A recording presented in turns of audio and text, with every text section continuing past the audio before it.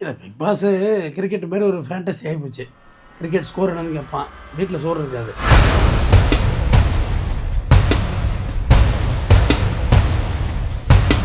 அது வாட்டர் மில்லன்னு பேசிக்கிறேன். உரை போட்டு சாப்பிடுவோமா, உரை போடாமல் சாப்பிடுவோமா? இது மீனிங் யாருக்கு தெரியாது பாருங்கள். டபுள் மீனிங்லாம் கிடையாது, டைரக்ட் மீனிங்கே தான். எக்ஸிக்யூஷன் மடியில் கொஞ்சம் நேரம் படுத்துக்கிறேன். ஹலோ, சரி சரி சரி, சரி சரி பார்த்துக்கோ அப்படிங்கிறது.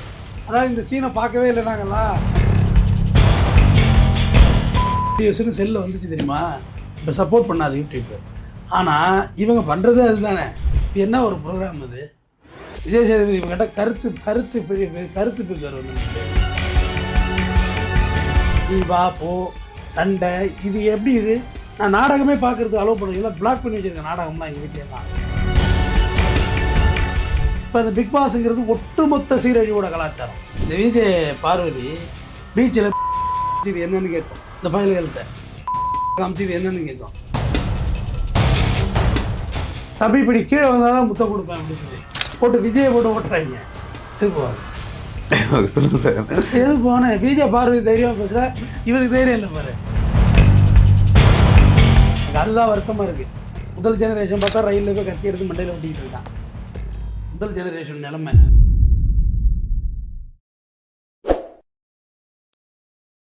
வணக்கம் மக்களே, இது உங்களுக்கு கலாம் டாக்ஸ். இன்னைக்கு நிகழ்ச்சியில் நம்ம பார்க்கக்கூடிய ஆளுமை வழக்கறிஞர் தமிழ்வேந்தன் சார் தான். சார் வணக்கம் சார். வணக்கம் சார். இப்போ பிக் பாஸில் நடக்கிற ஒரு சில விஷயங்கள் இரக்கமற்று ரொம்ப மோசமாக நடக்கிறாங்க, வன்முறையாக நடந்துக்கிறாங்க, ஆபாசமாக ரொம்ப பேசிக்கிறாங்க. ஒரு குடும்பத்துக்குள்ளே என்ன நடக்குது அப்படின்றத பார்க்கறதுக்கு தான் இந்த ஷோ அப்படின்ற ஒரு கட்டமைப்பு போய் இங்கே தமிழ்நாட்டு மக்களுடைய ஒரு சீரழிவை ஏற்படுத்துவங்க, கலாச்சார மாற்றத்தை ஏற்படுத்துவோம், இந்த இரக்கவன்மை அப்படின்றத உண்டாக்குதோ அப்படின்ற ஒரு இப்போ வெகுஜனமாக எல்லாரும் சொல்கிற ஒரு குறையாக இருக்கே சார். எப்படி சார் பார்க்குறீங்க? இல்லை பிக் பாஸு கிரிக்கெட் மாரி ஒரு ஃபேண்டசி ஆகிப்போச்சு. கிரிக்கெட் ஸ்கோர் என்னன்னு கேட்பான், வீட்டில் சோறு இருக்காது, ஆனால் ஸ்கோர் வந்து கேட்பான். அந்தமாரி இப்போ பிக் பாஸுங்கிறது ஈவினிங் ஆகிட்டு பிக் பாஸ் பார்க்கணும், டைம் ஆகிட்டு அப்படிங்கிற மாதிரி போச்சு. அதாவது நான் இதை உங்களுக்கு ஆரம்பத்திலே சொன்னேங்க. ஃபஸ்ட்டு கமலஹாசன் தொகுத்து நடத்துனார். அப்போ சினேகன் அப்படி ஒரு டீம் ஃபுல்லாக இறக்கியிருந்தாங்க. அது கொஞ்சம் ஓரளவுக்கு மாடரேட்டாக கொஞ்சம் அறிவாக இருந்த சமுதாயமாக இருந்தாங்க. அப்புறம் ஜூலியெல்லாம் உள்ளே இருக்கிறாங்க. அப்புறம் ஓவியான்னு ஒரு பொண்ணு, அப்புறம் ஓவியா ஆர்மின்னு ஆரம்பித்தான். டேய், ஆர்மிங்கிறதுலாம் பெரிய வார்த்தைடா, ராணுவம் உண்டாது, நம்ம நாட்டை காப்பாற்றுறது இருக்கவங்கடா. ஓவியா ஆர்மின்னு ஆரம்பித்தாங்க. பிக் பாஸ்லேருந்து வெளியே வந்த யாருமே பிரகாசிக்கலை வாழ்க்கையில். அது தெரியுமா உங்களுக்கு? டவுன்ஃபால் தான் இருக்காங்க. ஜூலியாக இருக்கட்டும், ஜூலிக்கெல்லாம் பட வாய்ப்புகள்லாம் வந்துச்சுன்னு சொன்னாங்க. பார்த்தா அண்ணா நகர் போலீஸ் ஸ்டேஷனில் கம்ப்ளைண்ட். அடுத்து ஓவியாவுக்கெல்லாம் எங்கே போணுச்சுன்னே தெரியல, அட்ரஸே கிடையாது. இப்போ ஒரு டீம் இறக்குனாங்க. இது அப்படியே அடுத்த கட்ட பரிணாமம் அடைஞ்சு நம்ம தண்ணிப்பழம் யார், டாக்டர் திவாகர், நடிப்பு அரக்கன், அவர் வரைக்கும் உள்ளே இறக்குனாங்க. அப்புறம் அப்படியே பார்த்தா பார்வதி, விஜய் பார்வதி, அப்பா அழகாக பேசக்கூடியவங்க, ரொம்ப பண்பாக நடக்கக்கூடியவங்க, அவங்கள உள்ளே இறக்குனாங்க. அப்படியே இறக்கி நம்ம அகத்தியனுக்கு ஒரு பொண்ணு இருந்தது அன்றைக்கி தாங்க தெரியுது. அவங்கள இறக்கி 84 நாளில் வெளியேற்றிட்டாங்களாம். அவங்க உடனே அழுகாட்சி வீடியோ. இதுமாதிரி 84 ஏன் வெளியேற்றினாங்கன்னே தெரியும். உடனே ஊட்ட வெளியேற்றிருக்கணும் அகத்தியன். அவர் எவ்வளோ பெரிய டைரக்டர், லெஜெண்ட் அவர். காதல் கோட்டை அகத்தியன்னா லெஜெண்ட் அவர். அவங்க உடனே வீடியோ. அங்கே பார்வதியும் இவர் வாட்டர் மில்லன்னு பேசிக்கிறேன். உரை போட்டு சாப்பிடுவோமா, உரை போடாமல் சாப்பிடுவோமா? இது மீனிங் யாருக்கு தெரியாது பாருங்கள். டபுள் மீனிங்லாம் கிடையாது, டைரக்ட் மீனிங்கே தான். எக்ஸிக்யூஷன் மடியில் கொஞ்சம் நேரம் படுத்துக்கிறேன். தங்கச்சிக்கிறாங்க, அப்புறம் கட்டி பிடிச்சிக்கிறாங்க. வயிறு வலிலாம் இங்கே தடவுறது இல்லை, மேலே தான் தடவுறது. காது வலினாலும் அங்கே தான் தடவுறது. இது என்ன ஒரு ப்ரோக்ராம் அது? விஜய் சேதுபதி இவங்ககிட்ட கருத்து பேசுவார் வந்துட்டு. அவருக்கே தெரிய வேண்டாம் இது ரொம்ப கிரிஞ்சாக இருக்கேன்னு. இது ஒரு ஸ்கிரிப்டட் ப்ரோக்ராம் தானே, இதில் என்ன பெரிய அதிசயமாக இருக்குது? பெங்களூரில் மூடியே விட்டாங்க பிக் பாஸ் வீட்டை. இது ஸ்கிரிப்டட் அப்படின்னாலே இப்போ இந்த பாருக்கு அமர்ஜன் கூட இருக்கிற விஷயமா இருக்கட்டும், டார்க் ரூம்குள்ளே போகிறாங்க, டக்குன்னு ஒரு நாய் குலைக்குது, இதெல்லாம் எப்படி சார் ஸ்கிரிப்டடாக இருக்கும்? நீங்கள் சொல்ல போது இந்த காருக்குள்ளேருந்து உதச்சி தள்ளினதே ஸ்கிரிப்டட் அப்படின்னு சொல்லுங்கள் சார். எல்லாமே ஸ்கிரிப்டட் தாங்க. ஸ்கிரிப்டட் இல்லாமல் செய்ய முடியுமா? மொத்தம் எத்தனை கேமரா ஏங்க? இது ஸ்கிரிப்ட் இல்லாமல் எப்படி ஒரு ஃப்ரேம் எடுக்க முடியாதுங்க. இது இந்த மாதிரி 1 to 1 பேசுகிறதா? ஸ்கிரிப்ட் எடுக்காமல் பேசுகிறது அது ஸ்கிரிப்டட் தாங்க. அது ஃபுல் அண்ட் ஃபுல் ஸ்கிரிப்டட் தான். அதாவது சொசைட்டி ஆல்ரெடி ஒரு பக்கம் நம்ம சினிமா பின்னாடி நிற்கிறோம், அடுத்து ஒயின் ஷாப் பின்னாடி நிற்கிறோம் 2. அப்புறம் சம்மந்தமே இல்லாத ஒரு போதையான அரசியல் கட்சிகள் பின்னாடி போயிடுறோம். நமக்கு அடுத்த தலைவர் இவர் தான் ஆண்டு அங்கே போய் நிற்கிறோம். இது எல்லாம் போக வீட்டுக்குள்ளே வந்தோம்னா இந்த ரீல்ஸு, இன்ஸ்டா, பிக் பாஸ் இதெல்லாம் வந்து ஒரு கலாச்சார சீரழிவுனா நீ எந்த கலாச்சாரத்தில் வாழ்கிறன்னு என்னையே நீங்கள் கேட்பீங்க. உன் கலாச்சாரம் கோமணம் தானே கட்டியிருக்கணும், நீ ஏன் ஜீன்ஸ் போட்டிருக்கேன்னு என்ன கேட்பீங்க. அதுவல்ல, ஒரு இலைமறை காயாக இருக்கிற ஒரு விஷயத்த பப்ளிசிட்டி பண்ணுறது தப்புங்கிறது என்னோட கருத்து. எல்லாருக்கும் தெரியுங்க, எல்லாருக்கும் தெரியும். செக்ஸ் பண்ணதோடு தான் நம்ம பிறந்திருக்கோம், அப்படி தானே? இல்லையா? உலக நியதி அதுதானே. பாம்பு, பூச்சி, பல்லி எல்லாம் லவ் பண்ணதோடு தான் பிறந்திருக்கு.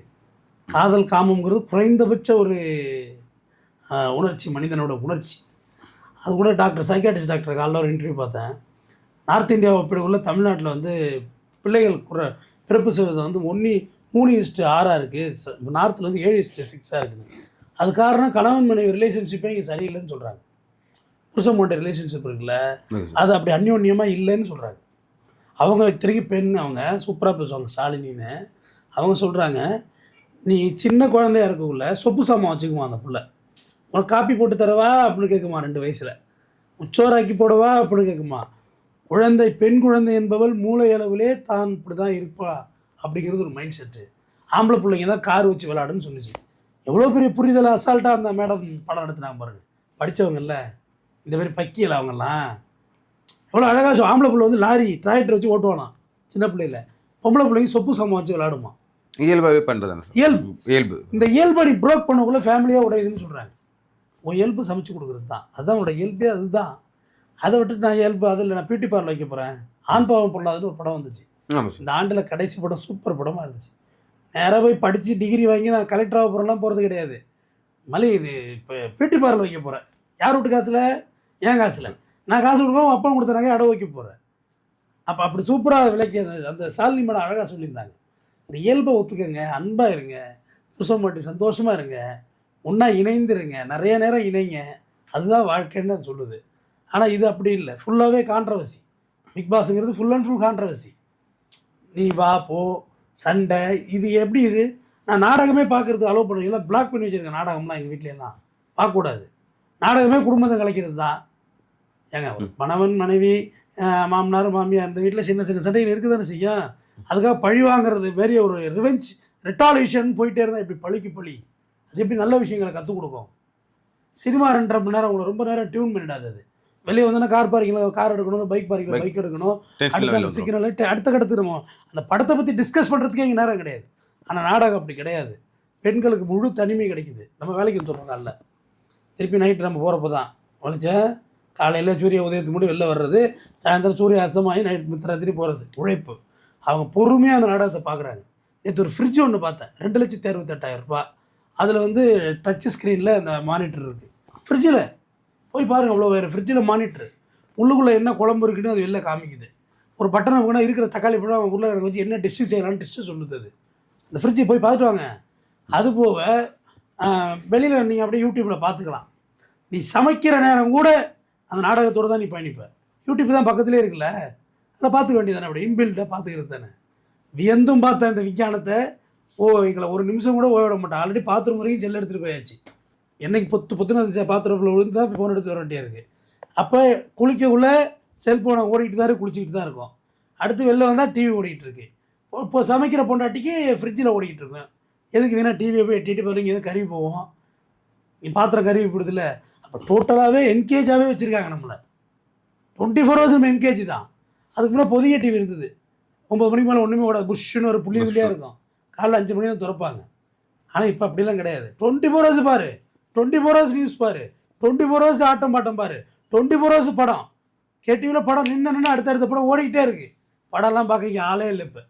அதான் யூடியூப்பில் இருக்குது. சூப்பர் சீன்ஸ் மட்டும் பார்த்தா ஒரு படத்தில் மொத்தமாக எதுக்கு போட்டு ரம்பத்தை பார்த்துக்கிட்டு சூப்பர் சீன்ஸ்னால் அது பாட்டு ஓடுதுங்க. 4 நிமிஷம் பாக்ஸாக படம் ஓடுது. இப்போ அந்த பிக் பாஸுங்கிறது ஒட்டுமொத்த சீரழிவோட கலாச்சாரம். நான் பிற்போக்குத்தனம்லாம் பேசலை, முற்போக்குத்தனம்னு சொல்லி நீங்கள் தேவையில்லாத விஷயத்தை இழுத்து விட்றீங்க. உங்கள் வாழ்வியல் முறை வேறு, எங்கள் வாழ்வியல் முறை வேறு. நீங்கள் பீஸா பர்கா சாப்பிட்றீங்க, நாங்கள் பழையது சாப்பிட்றோம். நாங்கள் ஊருக்கு போகிறதுனா அடிச்சு பிடிச்சி கோயம்பேட்டில் பஸ்ஸு பிடிச்சி நாங்கள் ஊருக்கு போகிறோம். நீங்கள் ஹைட்டக்கான கார்லேயும் ஹைட்டக்கான ஃப்ளைட்லேயும் போகிறீங்க. உங்கள் வாழ்க்கை வேறு, என் வாழ்க்கை வேறு. நீங்கள் உங்கள் வாழ்க்கைக்குள்ளே என்ன இழுத்து விட்றீங்க, குழப்படி பண்ணுறீங்க. ஓ சார், தமிழ் பண்பாட்டில் வந்து பிறர்மனை நோக்கா அப்படின்னு ஒன்று இருக்குல்ல சார். ஸோ இங்கே வந்து ஒரு வீட்டுக்குள்ளே போகிறது ஒன்று இருக்குது. இதை வந்து இப்போ வந்து ஃபேமிலியாக பார்க்குறாங்களே. இன்றைக்கி பார்க்க முடியாது பட்ட ஒரு சில விஷயங்கள் வந்து டச் பண்ணுறதா இருக்கும், அது ஒரு பேட் டச்சு. நம்ம எப்போதுமே குழந்தைகிட்ட சொல்லி வளர்க்குறது உண்டு சார், இது குட் டச், இது பேட் டச், இங்கே தொண்ணுங்க தொடக்கூடாது அப்படின்னு. பட் ஆனால் இங்கே வந்து மிக்ஸ்டாக எல்லாத்தையுமே காமிச்சிட்டே இருக்காங்க. பட் ஆனால் அது ஃபேமிலியாக உட்காந்து பார்க்குறாங்கன்னும் பொழுது இது எந்த மாதிரி நம்ம தாக்கத்தை சார் ஏற்படுத்தும்? இதை தாண்டி தமிழ் பிக் பாஸ் தாண்டி வெளிலலாம் போனீங்கன்னா லெஸ்பியன் ஹோமோசெக்சுவல் மட்டும் கொண்டு பிக் பாஸில் இருக்கிற மாதிரியான ஒரு பேசும் இருக்குது. பாக்யராஜோட தாவணி கணவன் ஒரு படம், அவர் என்ன செய்வார், அந்த படத்துக்கு அழைச்சிட்டு போவார். தங்கச்சி நிறையா தங்கச்சி இருக்குது படத்தில் கொஞ்சம் ஆபாசமான சீன் வந்துச்சுன்னா, கீழே காசு போட்ட தேடுங்க அப்படிம்பாரு. இந்த பிள்ளைங்கள்லாம் தேடும், பாக்யராஜ் மட்டும் ஆன்னு பார்ப்பாப்புல. இதில் உச்சக்கட்ட ஒரு சீன் வந்துடும், பாக்யராஜ் தண்ணியிலே மறந்துடுவார். மறந்து பேன்னு அந்த படத்தை பார்த்துட்டு இருப்பார். அந்த தங்கச்சி சொல்ல, அண்ணா காசு போட மறந்துட்டேன் அப்படின்னு சொல்லுவோம். செம ஷார்ட் சார். ஒரு புரிதல், நான் பேசுனதுல இதான் ஹைலைட்டாக இருக்க முடியும் வேணா, ஒரு புரிதல் அது. அதுமாரி ஆரம்பத்துலலாம் இப்போ நான் என்னோட நினைவுலேருந்து சொல்கிறேன், ஜென்டில்மேன் ஒரு படம் வந்துச்சு. எங்கள் வீட்டில் குடும்பமாக டிவி போட்டு எங்கள் அப்பா போடுவார், கேசட் வச்சு படம் போட்டுவிடுவார். அது பார்த்தோம், நல்லா ஞாபகம் இருக்கு எனக்கு. அப்போ வந்து அந்த ஃபஸ்ட்டு ஒரு பாட்டு இருக்கும். அதில் என்ன பாட்டு அது, கௌதமி மேடம் வருவாங்க, காதலில் அம்பு வருவாங்கள்ல, சிக்கு புக்கு ரயிலே. அதுதான் அந்த படத்தில் வந்து கொஞ்சம் அக்கூடாக இருந்துச்சு. இப்போ பார்த்தா தெரியுது என்ன, அது அந்த அம்மா ஒன்றுமே காமிக்கல, அதை போய் அன்றைக்கி அக்கூடாக தெரிஞ்சிருக்கு. ஆனால் அதில் ஒன்றுமே இல்லை, அது நார்மலாக அது ஒரு சிலிவலஸ் ட்ரெஸ் போட்டு வருவாங்க. அதை என்ன செய்வாங்க, அந்த ரிமோட்டில் ஃபார்வேர்டு பண்ணுவாங்க, வேகமாக ஓடும். ஓடி பிடிச்ச பிறகு நார்மல் சீன் ஓட ஆரம்பிக்கும். இப்படி இருந்துச்சு. அப்புறம் வீடுகளில் கொஞ்சம் கிரிஞ்சான சீன் வந்தால் சேனலை மாற்றுறோம். அப்புறம் என்ன பண்ணோம், யாரோ ஒருத்தர் எழும்பி அந்த இடத்த விட்டு போகிற சூழ்நிலை உருவாச்சு. இப்படி தான் டிவியோட பரிணாமம் வீட்டில் இருந்துச்சுக்கிறத பதிவு பண்ணுறேன். எழுந்து ஹலோ, சரி பார்த்துக்கோ அப்படிங்கிறது. அதாவது இந்த சீனை பார்க்கவே இல்லை நாங்கள்லாம், வேறு ஏதோ ஒரு டைவர்சிட்டி, இப்படி ஒரு டேக் ஆஃப் ஆச்சு. இன்றைக்கி அப்படிலாம் இல்லவே இல்லையே. செல்லில் வந்துச்சு தெரியுமா, இப்போ சப்போர்ட் பண்ணாது யூடியூப்பு. ஆனால் இவங்க பண்ணுறது அதுதானே. இந்த விஜய் பார்வதி பீச்சில் காமிச்சது என்னன்னு கேட்கும், இந்த பயல்கள்கிட்ட காமிச்சது என்னன்னு கேட்கும். விழிப்புணர்வு, எப்படிப்பட்ட விழிப்புணர்வு ஏற்படுத்தியவர்கள் பாருங்கள். கரெக்டாக இது வச்சுருக்காங்க, ஜீப் கார் வச்சுருக்குறாங்க, ஏகப்பட்ட வசதிவாய்ப்போட செட்டில் ஆகிட்டாங்க. தெரியும், அவங்க அம்மா டீச்சரு, மதுரையில் ஒரு நல்ல பாரம்பரியமான குடும்பத்தில் பிறந்தது. அது இந்த நிலை கொண்டு நிற்கிது. தாய்லாந்து ட்ரிப் அடிச்சுட்டு போகும். தாய்லாந்து எதுக்கு போவாங்க சொல்லுங்க சார். எதுக்கு போவானே, விஜய் பார்வதி தைரியமாக பேசுகிற, இவருக்கு தைரியம் இல்லை பாரு. எதுக்கு போவாங்க தாய்லாந்து சார்? மசாஜ் எதுக்கு வேணாலும் போகலாம் சார். எதுக்கு போவாங்க சொல்லுங்கள், எனக்கு தெரியலங்க. எனக்கு தெரியும் தாய்லாந்து எதுக்கு போவாங்க சார். தாய்லாந்து மசாஜ் பண்ணுறதுக்கு போவாங்க. புதார் ஒழிப்பு திட்டத்தில் யார் இப்போ புதாரில் போய் உட்காந்துருக்கா? எல்லாம் ஓய்வு ரூம் போட்டு போகிற அளவுக்கு போயிட்டாங்க. அந்த அளவுக்கு எல்லாம் வளருது, இதுவும் வளருது. நான் கேட்குறேன், நீங்கள் வளருங்க, வாழுங்க, பாழா போங்க. மற்றபடி கொஞ்சம் நஞ்சம் நல்ல பிள்ளைகள் இப்போ தான் படிப்புக்கு வந்துட்டுருக்கோம். முதல் ஜெனரேஷன் படிக்க ஆரம்பிக்கும். எனக்கு அதுதான் வருத்தமாக இருக்குது. முதல் ஜெனரேஷன் பார்த்தா ரயிலில் போய் கத்தி எடுத்து மண்டையில் வெட்டிக்கிட்டு இருக்கான். முதல் ஜெனரேஷன் நிலைமை இந்த அதோட நிலைமை அப்படி போனதுக்கு காரணம் என்ன? இன்ஸ்டாகிராம் ரீல்ஸ் மோகத்தில் வந்த இழவு தானே அது. இப்போ தாங்க படிப்பே நமக்கு வந்து எட்டுது. மனிதனுடைய அடிப்படை உரிமை படிப்பை இப்போ தான் வந்து எட்டுது. அதுக்குள்ளே நீங்கள் இந்த லெவலில் கொண்டு போய் கலாச்சார சீர்கேடு சொல்கிறீங்க. ஒரு சேனல், அது சேனல் பேர் வேண்டாம், அந்த சேனலில் வாசலோட ஒரு பிள்ளையை போட்டுருங்க. அந்த இடத்துல எடுத்து ரஜினிக்கு போடுற பாட்டு போடுவாங்க, சின்ன தாயவல்னு. அடுத்து அந்த குழந்தை வளரும். அந்த குழந்தை வளர்றது வரைக்கும் ஒரு பாட்டு போடுவாங்க. வளர்ந்தது பெரிய ஆளாகி அண்ணாமலை ரஜினி மாரி வெளில வரும். அந்த மாதிரியான ஒரு சேனல் அது. அவ்வளோ ஓப்பனிங் கொடுத்து வெளியே கொடுத்து இவனையும் கொண்டாந்து ப்ரமோட் பண்ணி பச்சை அர்த்தத்திலே பேசுகிறாங்க. அந்த பொம்பளை ஒன்று ஆங்கர் சொல்லுது, தம்பி இப்படி கீழே வந்தால் தான் முத்தம் கொடுப்பேன் அப்படின்னு சொல்லி போட்டு விஜயை போட்டு ஓட்டுறாங்க. யார் என்னெல்லாம் கிடையாதுங்க, சகட்டு மேடைக்கு நீ கீழே வரையாலேப்பா நான் முத்தம் கொடுப்பப்பா அப்படின்னு சொல்லி இறக்குறாங்க. அதனால் இது வந்து அந்த ஒரு நிகழ்ச்சி சந்தோஷமாக இருக்கிறது தான் இங்கே எல்லாமே. இந்த செல்ஃபோன் வரை ஹாப்பியாக இருக்கிறது தான், பூமர் பண்ணுறது கிடையாது. ஆனால் உங்களுடைய நிகழ்ச்சி ஒரு குறைந்தபட்ச அறத்தோடு இருக்க வேண்டும். இந்த மாதிரி வள்ளுவன் எழுதியிருக்கிறான், அறத்துப்பால், பொருட்பால், காமத்துப்பால் 3 எழுதியிருக்கிறான். வள்ளுவனை விட யார் வந்து உங்களுக்கு வந்து காதலை சொல்லிட போகிற? வள்ளுவனை விட பாருங்க, வழிந்தினான் தும்மினான் ஆக அழிந்தெழுந்தான் யாருள் தும்மினீர் என்று. அப்போ சொல்கிறான் அவன் தும்மிடுறானா, அவன் சொல்கிறா நான் இங்கே இருக்கிறேன், உன்னை எவர் நினச்சது அப்படின்னு கேட்டு பொம்பளை அழுதாலாம். 1317வது குறள் இது. இதை விட உங்களுக்கு காதலை பற்றி சொல்கிறதுக்கு வேறு குறள் இருக்கா? யாரை நினச்சி தும்முன? நான் உன்னை நினைக்கல, நான் பக்கத்தில் இருக்கேன், வேற எவன் நினச்சா உன்னை சொல்லு. எப்படிப்பட்ட ஊடல், எப்படிப்பட்ட ஊடல்! Okay sir. அவ்வளோ மலரினும் மெல்லியது காமங்கிறாங்க வள்ளுவன். மலரை விட ரொம்ப மென்மையானது ஒன்று. உடலுறவு கொள்வது மேட்ரு பண்ணுறது மட்டும் கிடையாது, எல்லாமே தான். இந்த அன்பு, ஊடலுக்கு பிறகு ஊடல் காமத்திற்கும் அதற்கும் கூடிமைன்ற அப்படின்றான். சின்ன சின்ன சண்டை குடும்பத்துக்குள்ளே வரணும்.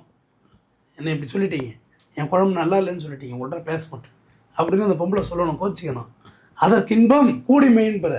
அந்த சட்டம் முடிஞ்ச பிறகு 2 பேர் சந்தோஷமாக இருக்கிறது தான் வாழ்வியல். 1330வது குறள் சொல்கிறான். இதை விட யார் சொல்லணும்? அப்படிப்பட்ட உயர்வான மறையை படித்த நம்ம கேவலம் அந்த மாதிரி ஒஸ்ட் ப்ரோக்ராம் முன்னாடி போய் நிற்கிறவங்க. பிறன்மனை நோக்கா பேராண்மைங்க, பேராண்மை. அடுத்த பொண்ணை பார்க்காதரா, அதான்டா பெரிய ஆண்மகனுக்கு அழகுன்னு சொல்லியிருக்கான் வள்ளுவன். ஆனால் இங்கே வீடியோ எடுத்து வச்சு பார்த்துக்கிட்டு இருக்கோம். எந்த அனிமல்ஸும் தம்பி, எந்த அனிமல்ஸும் ரேப்பில் 1330 குறளில் எழுதிய வள்ளுவ பெருந்தகை ஒரே ஒரு திருக்குறளில் ரேப்பை பற்றி எழுதவே இல்லை. ஏன்னா அந்த காலத்தில் ரேப்பே கிடையாது. அவ்வளோ சிவிலைஸ்டாக வாழ்ந்துருக்கோம். நம்ம ரேப் இருந்தால் எழுதியிருப்பான்ல. விபச்சாரம் இருந்திருக்கு, ப்ராஸ்டியூட் இருந்திருக்காங்க, ஆனால் ரேப் இல்லை. இன்னொரு கள்ளப்பொண்டாட்டி வச்சுக்கிறது இருந்திருக்கு, கள்ளப்புருஷம் வச்சுக்கிறது இருந்திருக்கு, ஆனால் ரேப் இல்லை. அப்போ எவ்வளோ பெரிய சிவிலைஸ்டான பீப்புள்ஸ் நம்ம. இதெல்லாம் கேட்டால் குடும்பம் வந்து ஒரு பொண்ணு ரோட்டில் நின்னா அதை பத்திரமா வீட்டில் கொண்டு விடுவோம். ஒவ்வொரு எங்கேமா இருக்குது, எங்கேம்மா நீ அலைஞ்சிக்கிட்டு இருக்கா ரோட்டில், உட்காருமா கொண்ட வீட்டில் விட்றேன்னு சொல்கிறதுக்கு எவனுக்குமே இல்லை.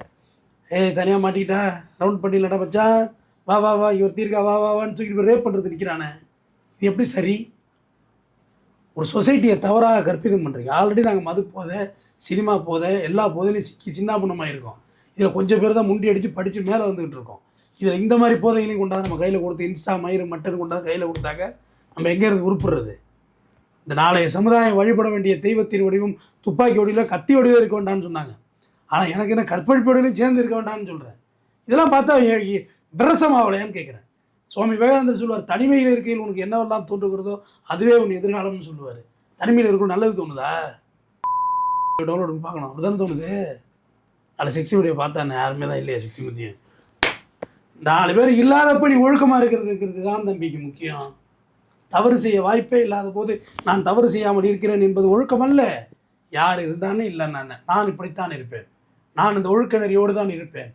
சிசிடிவி கேமரா இருந்தானே இல்லை, நான் ஒழுக்கமாக தான் இருப்பேன்னு சொல்லுங்கள். அதுதான் நல்ல ஒரு சமுதாயத்தை படைப்போம். நல்லது ஒரு சமுதாயத்தை படைப்பதற்கு நம்மை போன்ற இந்த வலைவொலியில் பேசும் நபர்களும் அந்த கண்ணியத்தோடும் அறத்தோடும் பேசி நாளை சமுதாயத்தை நல்ல நோக்கத்துக்கு அழைத்து செல்வோம். நன்றி, வணக்கம். தேங்க்ஸ்.